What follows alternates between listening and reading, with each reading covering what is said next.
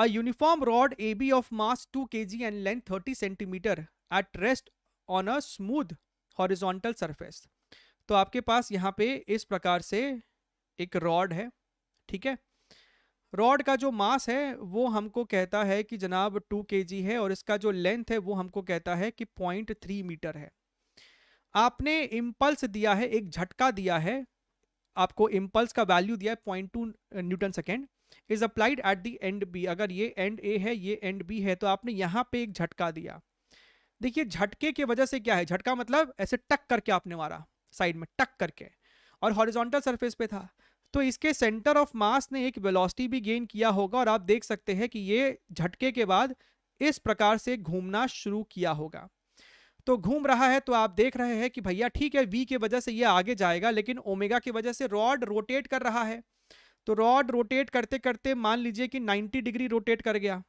Rod भाई साहब rotate करते करते, सेंटर ऑफ मास का वेलोसिटी तो फॉरवर्ड ही है, लेकिन रॉड भैया रोटेट करते करते लेटस से ऐसे हो गए हैं। तो कितना का रोटेशन कराया हमने रॉड का, π/2 का। क्यों? क्योंकि हमसे पूछा the time taken by the rod to turn through at right angles.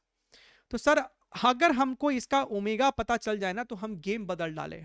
क्योंकि अगर आपको ओमेगा पता है तो आपको पता है कि sir theta is equal to omega into t, so t is equal to theta by omega, theta is π/2, तो sir this is equal to your π/2 omega. तो हमको सिर्फ सिर्फ और सिर्फ ओमेगा चाहिए। ओमेगा कैसे मिलेगा भाई साहब?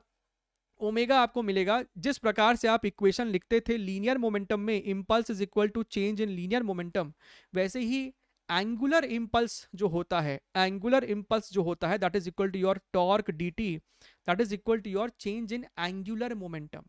शुरुआत में आपको ये रॉड रेस्ट पे था, बाद में इसके पास ओमेगा आ गया है, तो final angular momentum is I omega. Now what is angular impulse? Angular impulse torque आपको होता है F into that perpendicular distance. आप यहाँ पे इसे R लिख लो चाहो तो, F R D T is equal to I omega. R को आप बाहर निकालो तो integral F D T is equal to I into omega. जनाब ये इंटीग्रल एफ डी टी ही तो आपको ये लीनियर इंपल्स कहलाता है। This is nothing but your R J into is equal to I into omega. और यहाँ पे आर क्या है, यही वाला तो है, इसी के अबाउट तो आपको रोटेट कर रहा है सिस्टम, तो टॉर्क उसी के अबाउट है। बढ़िया है। तो यहां से अपने को है ना ओमेगा की वैल्यू निकल के आ जाएगी। तो सर यहां से omega is equal to your J into R upon your I. ठीक है। Now J is equal to your how much, J अपने को 0.2 दे रखा है, तो 0.2 लिखा है। आर का मतलब है लेंथ का आधा, this R is equal to your L/2, तो ये सर अपने को हो जाएगा 0.3 divided by 2 multiplied by I. Sir moment of inertia क्या हो जाएगा, ml²/12, ml²/12, तो मास इज 2, एल का स्क्वायर यानी कि 0.3 का स्क्वायर, तो sir 0.3 multiplied by 0.3 multiplied by 12 आपका ऊपर चला जाएगा।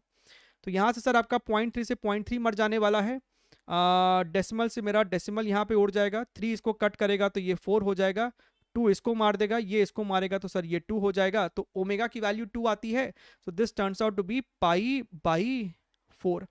यहाँ पे π/x है, यानी कि x की वैल्यू कितनी निकल के आ रही है, 4।